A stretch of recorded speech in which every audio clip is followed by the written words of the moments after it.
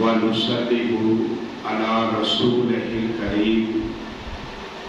أما بعد فأعوذ بالله من الشيطان الرجيم بسم الله الرحمن الرحيم إنا نحن نزلنا الذكر وإنا له لحافظون صدق الله العظيم بسم الله الرحمن الرحيم إن الله وملائكته يصلون على النبي يا أيها الذين آمنوا صلوا عليه وسلموا تسليما الصلاة والسلام عليك يا سيدي يا رسول الله الصلاة والسلام عليك يا سيدي يا حبيب الله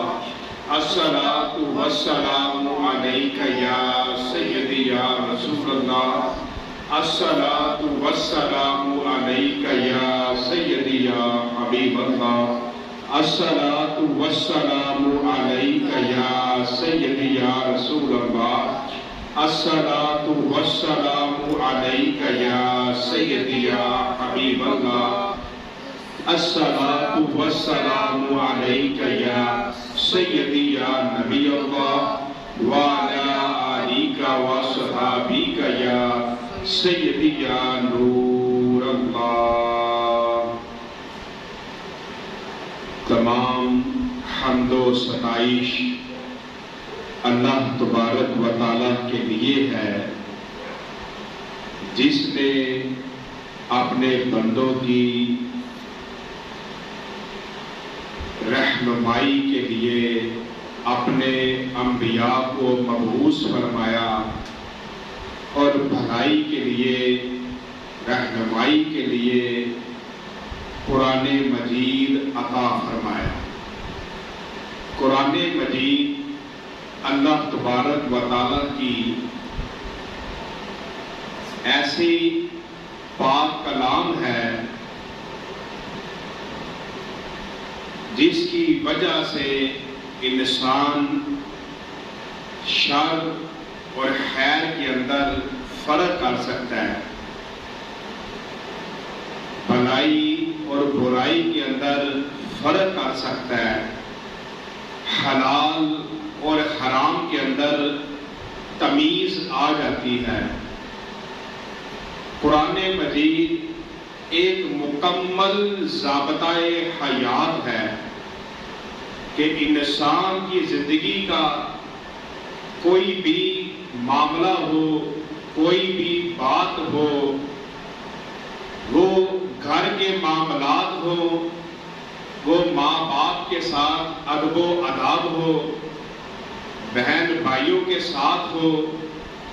بیوی اور بچوں کے ساتھ کے معاملات، کاروبار کے معاملات، لین دین کے معاملات، قرض کے معاملات، ہر قسم کا علم اللہ تبارک و تعالیٰ نے قرآن مجید کے اندر رکھا ہے کہ مسلمان مومنین سب قرآن مجید سے فائدہ حاصل کر سکے۔ رحمت کاملہ حضرت محمد مصطفیٰ صلی اللہ علیہ وآلہ وسلم پر جن کی وجہ سے ہمارے پاس قرآن آیا، بہار آئی، سکون آیا، اور جن کی وجہ سے آج ہر طرف نور ہی نور اور روشنی ہی روشنی ہے، اور آپ کی آل اور صحاب پر بہت زیادہ سلامتی ہو جو روشن چراغوں کی مانند ہے۔ آج دوران خطبہ قرآن مجید کی تھوڑی سی تلاوت کا شرف حاصل ہوا، جس میں فرمایا اِنَّا نَحْنُ، کہ بے شک ہم اپنی عظمت، شان اور بلندی درگاہ کے باوجود کہ اللہ تبارک و تعالی بڑی شانوں والا ہے، بڑی بلندیوں والا ہے، بڑی عظمتوں والا ہے، اس کی شان بڑی بلند ہے. اگر کوئی بندہ اللہ کا ذکر کرتا ہے تو اس کا فائدہ اللہ تبارک و تعالیٰ کو نہیں، بلکہ جو ذکر کر رہا ہے اصل میں وہ اپنا بھلا کر رہا ہے، وہ اپنا فائدہ کر رہا ہے. کیونکہ ذکر ایسی چیز ہے کہ جس کی وجہ سے انسان پستیوں سے عروج پر چلا جاتا ہے، گہرائیوں سے بلندیوں پر آ جاتا ہے، ذلت سے عزت کی طرف آ جاتا ہے، بے روزگاری سے روزگار میں آ جاتا ہے. عزت اس کے پاس، شہرت اس کے پاس، دولت اس کے پاس، صحت اس کے پاس اور ایمان اس کے پاس جو اللہ کا ذکر کرنے والا ہے. اللہ کا جو ذکر کرتا ہے وہ اپنا ہی بھلا کرتا ہے. اللہ کی شان بڑی بلند ہے. تو فرمایا نازلنا ذکر، ہم نے اسی ذکر قرآن کو نازل کیا. اب فرمایا کہ جہاں پر ذکر کا مطلب آیا قرآن، کہ ہم نے قرآن کو نازل کیا جس کا وہ انکار کرتے ہیں، اور انہیں اس سے بھی انکار ہے کہ وہ آپ پر نازل ہوا، کیوں نہ کہ یہ لوگ تو آپ کو مجنون سمجھتے ہیں. اب جب قرآن نازل ہوا تو وہ جو کافر لوگ تھے اصل میں خود وہ جاہل تھے، تو وہ نبی علیہ السلام کے بھی منکر تھے اس وقت، تو وہ قرآن کے بھی منکر ہو گئے. لیکن اللہ تبارک و تعالیٰ نے اپنے محبوب صلی اللہ علیہ وسلم کو قرآن عطا فرمایا. کاشفی نے فرمایا کہ قرآن مجید کو ذکر سے تعبیر کرنے میں اشارہ ہے کہ یہ کتاب شرافت والی ہے. یہ کتاب کون سی ہے؟ شرافت والی. اس لیے کہ کبھی ذکر بامانی شرافت آتا ہے. اب وہ اس کا مطلب وہ یہ لکھتے ہیں کہ جو بھی قرآن مجید کی تلاوت کرتا ہے، یعنی جو بھی قرآن مجید کو پڑھتا ہے، اسے دنیا اور آخرت کی شرافت اور بزرگی نصیب ہوگی. کہ قرآن پڑھنے والے کو عزت بھی ملے گی، اور اگر وہ چھوٹا بھی ہوگا لیکن قرآن کے ساتھ محبت کرنے کی وجہ سے، پڑھنے کی وجہ سے اللہ اسے عام لوگوں سے زیادہ بزرگی عطا فرمائے گا. کہ بعض لوگ ایسے ہوتے ہیں کہ ابھی چھوٹے ہوتے ہیں لیکن سر پر امامہ شریف پہنا، داڑھی رکھی، قرآن پاک کے ساتھ محبت کرتے ہیں، تو بوڑھے لوگ بھی انہیں بزرگ کہتے ہیں ادب میں، کہ یہ بزرگ ہیں، یہ نیک ہیں. یعنی کہ قرآن مجید کی وجہ سے انسان کو شرافت بھی نصیب اور بزرگی بھی نصیب ہوتی ہے. تو اللہ تبارک و تعالیٰ نے بھی فرمایا کہ بلکہ ہم نے انہیں ذکر کی وجہ سے دیا، یعنی قرآن مجید ہی ان کی عزت اور شرافت ہے. یعنی جو قرآن پڑھتا ہے اس کو عزت بھی ملتی ہے اور وہ شرافت بھی اسی کے نصیبوں میں ہے. اور آگے فرمایا وَإِنَّ لَهُ لَحَافِظُونَ، اور ہم ہی ہر وقت اس کی حفاظت کریں گے. یعنی قرآن مجید ایسی شان والا ہے کہ اللہ تبارک و تعالیٰ نے فرمایا کہ میں رب خود ہر وقت، ہر لمحے، ہر گھڑی اس کی حفاظت کروں گا. تو جس کی حفاظت اللہ اپنے ذمے لے لے تو یہ سارے کفار، یہ برے لوگ، یہ سارے برے لوگ یہ اس کا کچھ بھی بگاڑ نہیں سکتے، اس کا کچھ بھی بگاڑ نہیں سکتے. تو فرمایا اور ہم ہی ہر وقت اس کی حفاظت کریں گے. تان بازوں کی تانا زنی اور اس کی حقانیت میں جھگڑنے والوں کے جھگڑے. یعنی اگر کوئی قرآن مجید کو کافر تانا دینے کی کوشش کرے گا تو اللہ فرماتا ہے اس کے تانے سے میں اپنے قرآن کو خود بچا لوں گا. اور اس کا ہی بیڑا گرک ہوگا کہ وہ خود تانا بن جائے گا۔ تو فرمایا اور اس کی حقانیت میں جگڑنے والے کے جگڑے اور اس کی تکذیب کرنے والے کی تکذیب۔ اب جو اس کی تکذیب کرنے کی کوشش کرے گا وہ خود ذلیل ہو جائے گا۔ وہ وَإِنَّهُ لَهُ جو یہاں پر یہ نہ لَحَافِظُونَ، تو اس کا مطلب یہ ہے کہ اگر کوئی قرآن مجید کی تکذیب کرنے کی کوشش کرے گا تو وہ خود ذلیل ہو جائے گا، اور استہزاء کرنے والے کے استہزاء، یعنی اگر کوئی قرآن کے ساتھ مذاق کرے گا تو اللہ تبارک و تعالیٰ اس کا دنیا میں مذاق بنا دے گا، اس کا مذاق بنا دے گا، اس کا مذاق بن جائے گا کہ جس نے قرآن کے ساتھ مذاق کرنے کی کوشش کی اور تحریف و تبدیل، اور کوئی بندہ جتنا مرضی پڑھ جائے لکھ جائے، جس طرح تورات زبور انجیل کے اندر انہوں نے فرق ڈال لیے، فرمایا کوئی دنیا کا بندہ جتنا مرضی پڑھ جائے وہ اس کے زیر زبر شد مد پیش واو کے اندر فرق نہیں ڈال سکتا، کیونکہ اس کا ذمہ اللہ نے خود لیا ہوا ہے کہ اللہ اس کی حفاظت خود فرمائے گا، اور فرمایا اور زیادہ و نقصان وغیرہ سے اس کی حفاظت کریں گے کہ اللہ نے جتنا قرآن مجید عطا فرمایا کوئی اس میں زیادتی نہیں کر سکتا اور کوئی اس کو کم نہیں کر سکتا۔ تو یہاں پر ہر بد عقیدے کا رد ہو جاتا ہے۔ اگر کوئی کہے جس پارے اتنے تھے اتنے رہیں گے وہ جھوٹا ہے،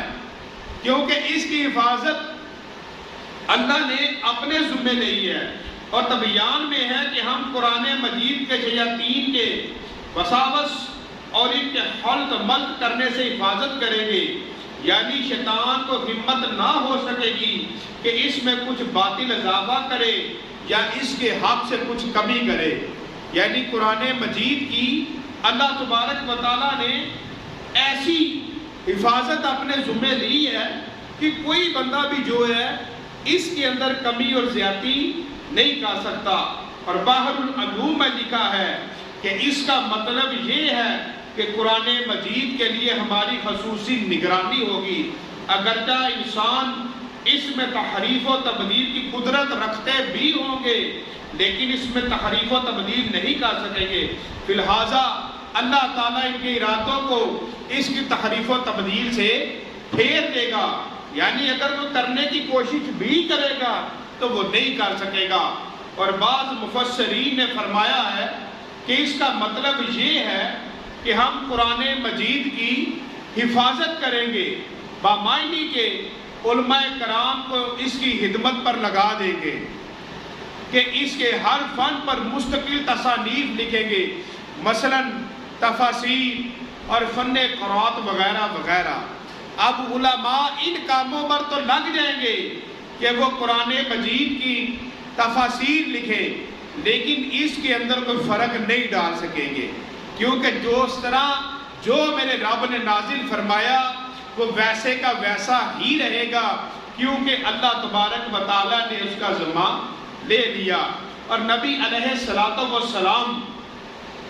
آپ نے فرمایا، سیدنا ابو ہریرہ رضی اللہ تعالیٰ عنہ سے مروی ہے کہ حضور صلی اللہ علیہ وسلم نے فرمایا، اللہ تعالیٰ ہر صدی کی ابتدا میں ایک ایسا بندہ مبعوث فرمائے گا جو دین کی تجدید فرمائے گا، یعنی ہر 100 سال کے بعد ایک ایسا اللہ کا ولی پیدا ہوگا، ایک ایسا اللہ کا ولی پیدا ہوگا جو دین کی تجدید فرمائے گا۔ جس طرح پچھلی صدی میں اعلیٰ حضرت احمد رضا خاں بریلوی رحمۃ اللہ علیہ آپ ایک ایسے مجدد ہوئے کہ جب کفر اور بد عقیدہ بڑا کتابیں لکھ رہے تھے تو اس وقت اعلیٰ حضرت آپ نے اس وقت دین کا ایسا کام کیا کہ علم کو دور دور تک پھیلایا، قرآن مجید کا ترجمہ لکھا، فقہ کی کتابیں لکھی، بہت زیادہ شریعت کے مسائل تاکہ لوگ دین سیکھیں۔ تو آج کی صدی کے اندر جب علم تو بہت ہو گیا لیکن لوگ دین سے دور ہو گئے، شریعت سے سنت سے دور ہو گئے، تو اس وقت اللہ تبارک و تعالیٰ نے آج کے مجدد حضرت پیر سیف الرحمن مبارک رحمت اللہ علیہ مجدد بنا کر بھیجے کہ جن کی ایک نگاہ نے لاکھوں لوگوں کو راہ حق پر چلا دیا اور پوری دنیا کے اندر لوگ طریقت اور شریعت کے اوپر چل پڑے۔ تو یہ نبی علیہ السلام کے فرمان کے مطابق ہے کہ ہر 100 سال کے بعد ایک ایسا ولی اللہ دنیا میں آئے گا، ایسا آئے گا کہ جو دین کی تجدید کرے گا۔ اور نبی علیہ السلام آپ نے فرمایا، حدیث مروی ہے کہ آخری زمانے میں یعنی قرب قیامت میں قرآن مجید مصاحف سے اٹھا لیا جائے گا۔ جب قرآن مجید کے حروف اٹھا لیے جائیں گے اور لوگ اپنے قرآن مجید کے اوراق دیکھیں گے تو وہ صرف کاغذ ہی ہوں گے، ان سے حروف منقوشہ مٹے ہوں گے۔ پھر لوگوں کے دلوں سے قرآن مجید اٹھا لیا جائے گا، اس کے بعد انہیں قرآن مجید کا ایک حرف بھی یاد نہ رہے گا۔ اس وقت لوگ زمانہ جاہلیت کے اشعار، غزلیات اور دنیاوی حوارات کے ہوگر ہو جائیں گے۔ اب نبی علیہ السلام نے فرمایا کہ جب قیامت کے نزدیک ایک وقت وہ آئے گا کہ جب لوگ قرآن مجید کو کھولیں گے تو قرآن مجید کے اندر لفظ مٹ چکے ہوں گے، اللہ ان لفظوں کو لے گیا ہوگا، سادے صفحے رہ گئے ہوں گے۔ وہ وقت کب آئے گا؟ جب لوگ قرآن سے محبت چھوڑ دیں گے، جب لوگ قرآن پڑھنا چھوڑ دیں گے، جب لوگ اپنے گھروں کو قبرستان بنا لیں گے کہ یہ نہیں کریں گے کہ ہم اپنے گھر میں قرآن کھولیں کہ ہمارے گھر کے اندر اللہ کا فضل آ جائے، اللہ کا نور آ جائے، کیونکہ جس گھر میں قرآن پڑھا جاتا ہے وہاں اس گھر کو کشادہ کر دیا جاتا ہے، اس گھر میں اللہ رزق عطا فرماتا ہے۔ نبی علیہ السلام فرمایا اس گھر میں اللہ رزق عطا فرماتا ہے، اس گھر میں اللہ خوشحالی عطا فرماتا ہے، اس گھر میں اللہ اپنا فضل عطا فرماتا ہے جس گھر کے اندر قرآن پڑھا جاتا ہے۔ اور جس گھر کے اندر قرآن کو الماریوں کے اوپر رکھ دیا جائے، الماریوں کے اندر رکھ دیا جائے اور قرآن کی اتنی بے ادبی ہو کہ مٹی پڑھ پڑھ کر قرآن کا رنگ بدل گیا ہو، مٹی اس کے اوپر جم گئی ہو، وہ لوگ قرآن سے دور ہو چکے ہو، تو وہ لوگ اللہ سے بھی دور ہو گئے، وہ لوگ رسول سے بھی دور ہو گئے جو لوگ قرآن سے دور ہو گئے۔ تو جو قرآن کے قریب ہو گئے وہ اللہ اور اس کے رسول صلی اللہ علیہ وآلہ وسلم کے قریب ہو گئے۔ تو فرمایا وقت وہ آئے گا کہ جب لوگ قرآن کھولیں گے تو بیچ میں لفظ کوئی نہیں ہوگا، اور جو بڑے بڑے حافظ ہوں گے وہ بھی قرآن بھول چکے ہوں گے۔ کیوں؟ کیونکہ قرآن کی قدر نہیں کر رہے ہوں گے۔ اس لیے ہمیں چاہیے کہ ہم قرآن پڑھیں، ہم قرآن سے محبت کریں، ہم روز کا ایک سپارہ پڑھیں۔ کتنی دیر لگے گی؟ 15 منٹ، 20 منٹ، آدھا گھنٹہ، 40 منٹ لگ جائیں گے، اس سے زیادہ نہیں لگیں گے۔ ہم تو ایسے بیٹھے بیٹھے گھنٹوں گزار دیتے ہیں۔ تو قیامت کے قریب یہ اس وقت ہوگا جب لوگ قرآن سے محبت چھوڑ دیں گے۔ تو بھائی اس میں ہم سب کے لیے یہ سبق ہے کہ ہم لوگ قرآن سے محبت کریں، ہم لوگ قرآن مجید کو پڑھیں۔ یہ دنا وہ ہے جو قرآن پڑھتا ہے۔ اور حدیث شریف میں ہے کہ جو شخص قرآن مجید حفظ کر لیتا ہے تو اللہ تعالیٰ اس کے والدین کے عذاب میں تخفیف فرماتا ہے، اگرچہ وہ مشرک ہی ہو۔ اب ماں اور باپ سے محبت کی ایک نشانی یہ بھی ہے، ماں اور باپ سے محبت کی ایک نشانی یہ بھی ہے کہ انسان قرآن پڑھتا ہے، قرآن سے محبت کرتا ہے، قرآن کو حفظ کرتا ہے، قرآن مجید کو پڑھتا رہتا ہے۔ کیونکہ فرمایا جو قرآن کو حفظ کرنے والا ہے اگر اس کے والدین کافر ہو، مشرک ہو، تو ان کو جو عذاب دیا جائے گا اس کے اندر بھی کمی کر دی جائے گی۔ کیونکہ ان کی اولاد قرآن پڑھنے والی ہے، ان کی اولاد کے سینے میں قرآن ہے، اور وہ سینہ بیکار سینہ ہے، وہ سینہ ایک قبرستان ہے جس سینے کے اندر ایک آیت بھی قرآن کی نہ ہو۔ اس لیے ہر بندے کو چاہیے کہ وہ قرآن کا کچھ نہ کچھ حصہ یاد کرے اور پھر اس کو بھولے نہ، اس کو روز پڑھتا رہے، اور ظاہری طور بھی روز قرآن پڑھے۔ اور نہ پڑھنا آئے تو آج ہمیں جس کو موبائل نہ بھی آتا ہو تو وہ سیکھنے کے لیے چلا جاتا ہے، بیٹھ جاتا ہے کہ مجھے بتاؤ یہ کیسے چلے گا، یہ کیسے بنے گا۔ تو موبائل کوئی فائدہ نہ دے گا، کوئی چیز کوئی فائدہ نہ دے گی، اگر فائدہ دے گا تو وہ اللہ کا قرآن فائدہ دے گا۔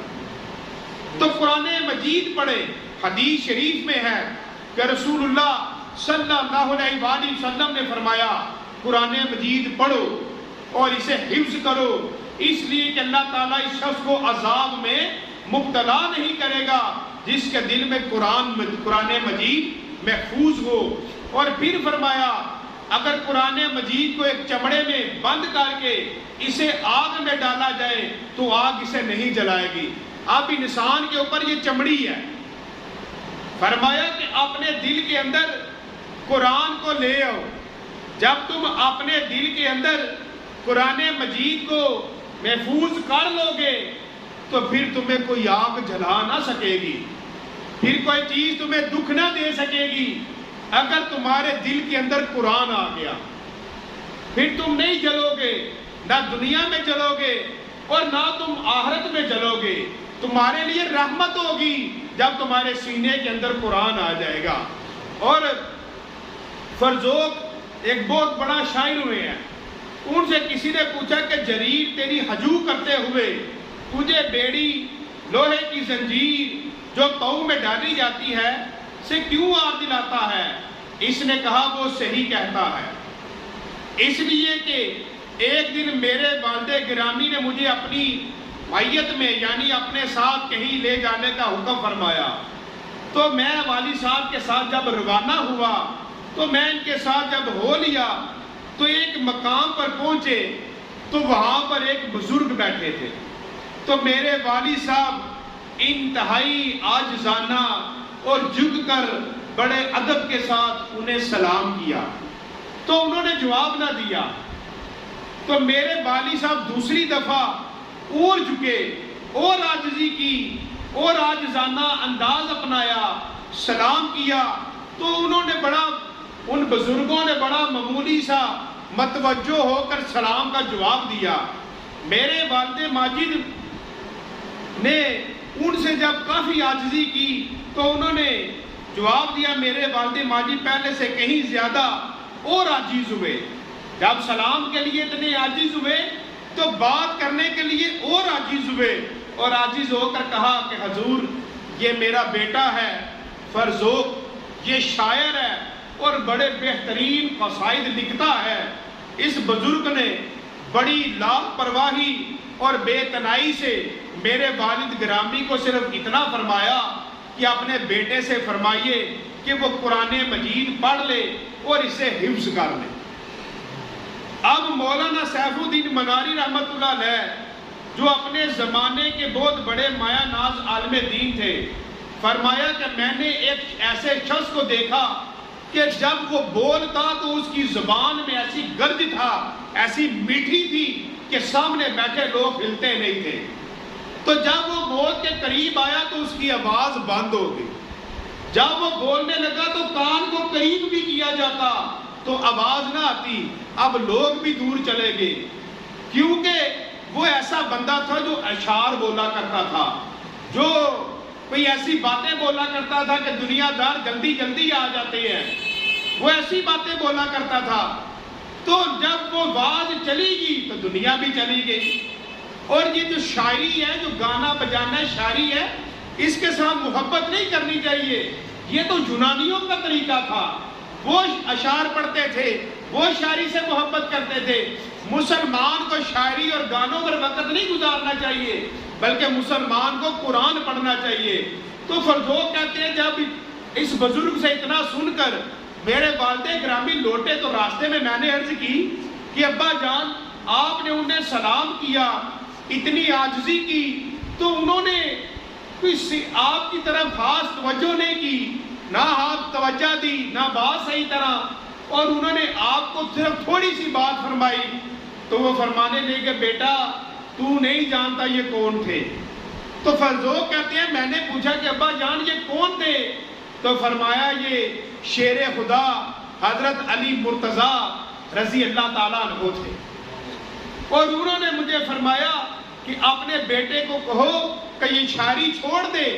شاعری کی طرف توجہ نہ کر، چھوڑنے کا اگر نہیں بھی فرمایا تو فرمایا بیٹے کو کہو قرآن کو حفظ کر لے،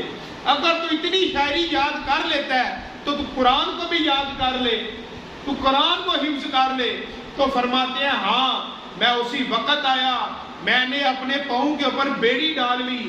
پھر فرمایا میں اس وقت اتاروں گا جب میں نے پورے قرآن مجید کو حفظ کر لوں گا۔ تو اس کے بعد میں نے پورے قرآن کو حفظ کر لیا۔ یہ اللہ والوں کی شان ہوتی ہے کہ وہ اپنی قمیض کے اوپر گرا لگا لیتے ہیں، کوئی دیکھ کے کہے بھائی گرا کیوں لگائی ہے، ان کو یاد آ جاتا ہے بھائی ابھی میں نے سونا نہیں ہے، ابھی میں نے ایک سپارہ پڑھنا ہے، ابھی میں نے سونا نہیں ہے، میں نے صبح سپارہ شروع کیا تھا، یہ گران تان اس لیے لگائی ہے لوگ مجھے یاد کرائیں، مجھے یاد رہے کہ یہ کیسے قمیض کو کیا ہوا ہے۔ تو فرماتے ہیں اس لیے لگا لیتے ہیں کہ جب میں نے صبح سپارہ شروع کیا تھا، ابھی آدھا پڑھا تھا، ابھی سونے سے پہلے اس کو مکمل تو کر لوں، میں رب کے قرآن کو تو پڑھ لوں، میں قرآن سے محبت تو کروں۔ تو یہ اللہ والوں کی بڑی شان ہوتی ہے۔ اور حضرت امام جعفر رحمت اللہ علیہ بہت بڑے ولی اللہ ہوئے ہیں اور بڑے عالم دین بھی تھے، بڑے ولی اللہ بھی تھے۔ تو زندگی کی آخری 2 سال میں انہوں نے قرآن مجید سے محبت شروع کر دی، خاص محبت کہ انہوں نے باقی سارے وظیفے چھوڑ کر سارا وقت قرآن کی تلاوت پر لگا دیا۔ اب جب جعفر رحمت اللہ علیہ دنیا سے چلے گئے تو کسی کو خواب میں ملے تو پوچھا کہ آپ کے ساتھ کیا معاملہ ہوا؟ تو فرمانے لگے زندگی کے آخری 2 سال نے بچا لیا کہ جو میں نے قرآن پڑھا تو قرآن پڑھنے کی وجہ سے میں بچ گیا کہ اللہ تبارک و تعالیٰ نے مجھے بخش دیا، نہیں تو میں ماری جاتا۔ اور مولانا روم رحمت اللہ علیہ آپ بسنیوی شریف میں فرماتے ہیں مصطفیٰ را وعدہ کرد الطاف حق، کہ رسول اللہ صلی اللہ علیہ وسلم سے الطاف حق نے وعدہ کیا کہ اگرچہ آپ کا وصال ہوگا لیکن یہ سبق یعنی قرآن زندہ اور پائندہ رہے گا۔ کیا محبوب صلی اللہ علیہ وسلم اگر دنیا سے آپ کا وصال ہو بھی گیا لیکن اس قرآن کی حفاظت اللہ نے اپنے ذمہ لی ہے، اس یہ قرآن زندہ رہے گا، پائندہ رہے گا۔ اور فرمایا میں معجزات کی من کتاب معجزات را رافم، میں معجزات کی کتاب کو بلند کرنے والا ہوں، قرآن کی کمی بیشی سے میں خود مانیا ہوں۔ فرمایا قرآن ایسا ہے کہ جس میں پہلے انبیاء کے قصے ہیں، واقع ہیں، اور قرآن ایک خود معجزہ ہے، اور اس میں معجزات بھی ہیں، اس میں کرامات بھی ہیں۔ تو فرمایا میں رب خود اس کی حفاظت کرنے والا ہوں کہ کوئی اس کے اندر زیر زبر شد مد پیش واؤ کی بھی کمی بیشی نہ کر سکے گا۔ اور آگے فرمایا میں آپ کا دونوں جہانوں کا محافظ ہوں، میں تان و تشریح کرنے والوں کی تان و تشریح دفع کرنے والا ہوں، کہ میں اس قرآن کی ایسے حفاظت کرنے والا ہوں کہ جس نے اس قرآن کے اوپر زبان چلائی، کچھ کیا تو میں رب اس کو برباد کر دوں گا، میں رب اس کا بیڑا غرق کر دوں گا جس نے قرآن کے خلاف زبان چلائی۔ آج فرانس اور سویڈن، یہ فرانس والے جتنے مرضی بن جائیں، یہ جو حرکتیں کر رہے ہیں، یہ وقت آ رہا ہے کہ میرا رب ان کو برباد کر کے چھوڑے گا، یہ برباد ہوں گے، یہ واپس اندھیروں میں جائیں گے۔ اور فرمایا مولانا روم نے اس میں کمی بیشی کرنے کی کسی کو طاقت ہی نہیں، مجھ سے بڑھ کر اس کا کوئی اور محافظ نہیں ہوگا، کہ اللہ سے بڑھ کر قرآن کا اور کوئی محافظ نہیں ہے۔ اور آگے مولانا روم لکھتے ہیں کہ آپ کی رونق کو بلند و بالا کرے گا، آپ کا نام زار و سیب سے کندہ کرواؤں گا کہ قرآن کو اللہ خود بلند اور بالا کرے گا. کہیں قرآن سونے میں لکھا جائے گا, کہیں قرآن چاندی میں لکھا جائے گا, لیکن قرآن سے مخالفت کرنے والے ہمیشہ ذلیل اور رسوا ہوں گے. محراب و منبر کو آپ کے لیے سنواروں گا. آپ کی محبت میری محبت, آپ کا غضب میرا غضب ہے کہ محراب اور منبر پر بیٹھ کر لوگ قرآن پڑھیں گے. ہر چیز کو سنوارا جائے گا, پڑھنے والا خود بھی سنور جائے گا. قرآن کی ایسی برکتیں ہیں. آپ کے غلاموں کو, آگے مولانا روم لکھ رہے ہیں, آپ کے غلاموں کو بین الاقوامی شہرت ہوگی اور آپ کا دین ہمہ گیر ہوگا کہ جو قرآن پڑھنے والا ہے وہ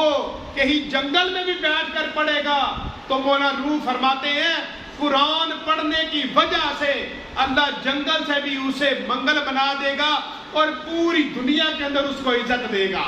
اللہ فرمائے گا یہ میرے قرآن سے محبت کرتا ہے, اس کا قرآن بھی سنو اور اس کے پاس بھی بیٹھو. اور فرمایا قیامت تک اے محبوب آپ کا دین باقی رہے گا,